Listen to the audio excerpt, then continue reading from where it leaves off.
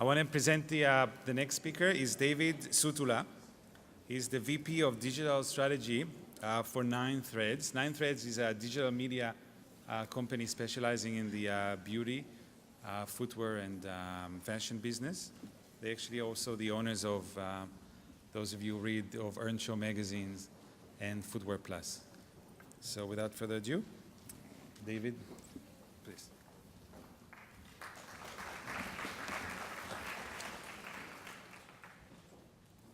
There we go. Excellent.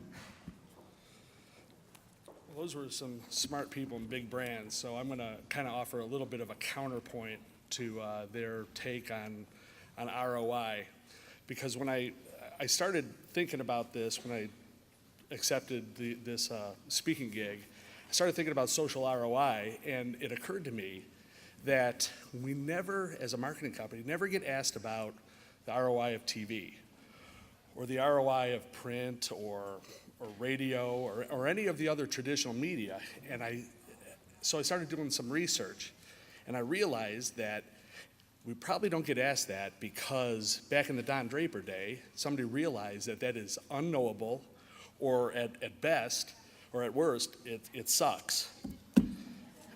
So take a look at this. This is ROI of TV. In 2006, New Century Media did a study that said your ROI is somewhere in the neighborhood of 0.54 to 0.87 to 1. This means that you lose money if you do television. Forrester in 2008 had a little rosier outlook. They thought you get maybe 1 to 4%. In my opinion, you get that at the bank, so what's the point? Likewise, print media is equally unknowable. And I say this as a guy who's in the print media business. We sell print ads every day, but really, as ROI, we can't really control what it does, or we can't measure what it does out in the market. It's based on CPN, so it tells us who we're reaching and how well we're reaching them, but nothing about impact. Likewise, the ROI of PR is typically based on media placements, which is then therefore based on the CPM of that media, and then you have the same math problem. Nowhere in this does anybody tell you what you're going to make if you put $1 into any of those media. And I'm here to tell you that I can't tell you that about social media either. Social media ROI is a very simple formula. You have all this nonsense up here, and I found these on the internet from different places that claim to have the Rosetta Stone of social media ROI, and they all do talk about revenue minus investment. That's pretty simple. But then they have these like crazy things like social good and customer engagement, idea generation that somehow are supposed to be quantifiable. Like, can you imagine if you had an idea that engaged somebody to do social good? Like, is that the greatest possible social tweet you could possibly have? I don't know. The long story or short story on ROI of social media and the ROI of anything is that it's not predictive, it's descriptive. You can only tell me that you did well with something. You can't tell me that you're going to do well with something. More to the point, for every time somebody says, oh, we did this campaign and it was fantastic and look at all the followers we have, I could show you about 15, 20 people who dumped a ton of money into stuff that didn't work out at all. It's usually because they're looking for that ROI right out of the gate. And I do know this, that if you do get a positive ROI, it's not because you did it this week and next Friday we showed this incredible result. It's a product of a sustained and planned program. And then it's a simple calculation. It's how much money do you make? How much money do you invest in it? Express it as a fraction or a percentage, and there's your ROI. In order to do that, though, in order to know anything at all, you have to first decide what your success will look like. I think everybody is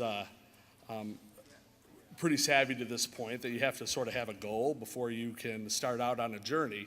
But it's amazing how many people have Twitter accounts and Facebook accounts, and the next thing that comes out, they're the first one with an account, and they're using that platform, but to no real goal.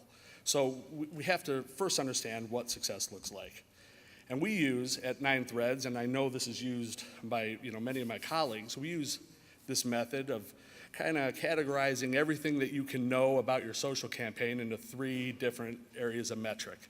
And the first one is traffic or volume.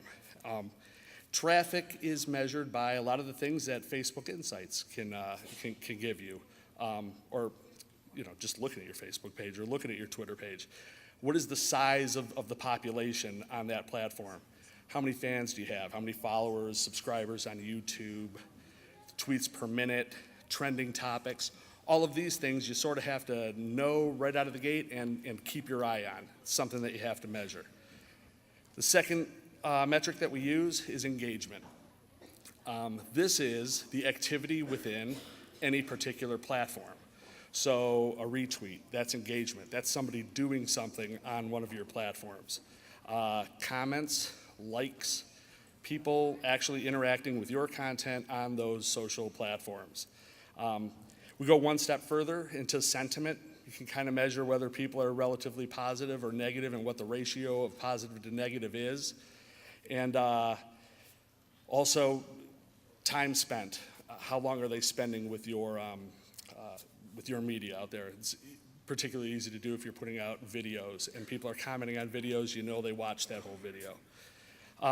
The third area of metrics is conversion.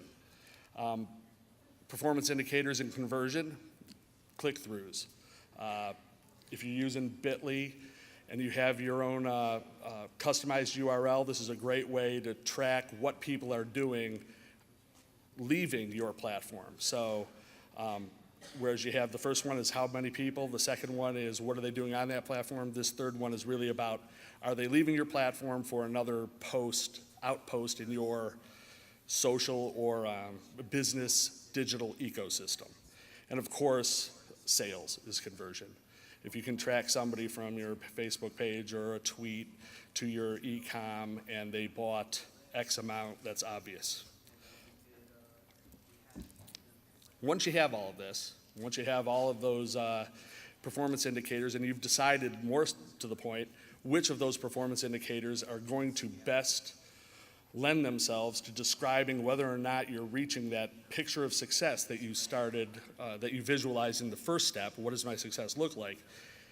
Then you analyze it. And how do you analyze it? You make it up. You make it up as you go along. There are all those formulas that I showed you earlier, but at the end of the day, you have to come up with a formula that describes how those performance indicators actually speak to your picture of success. So for instance, here's an index. We have a client. It's a flash sale site.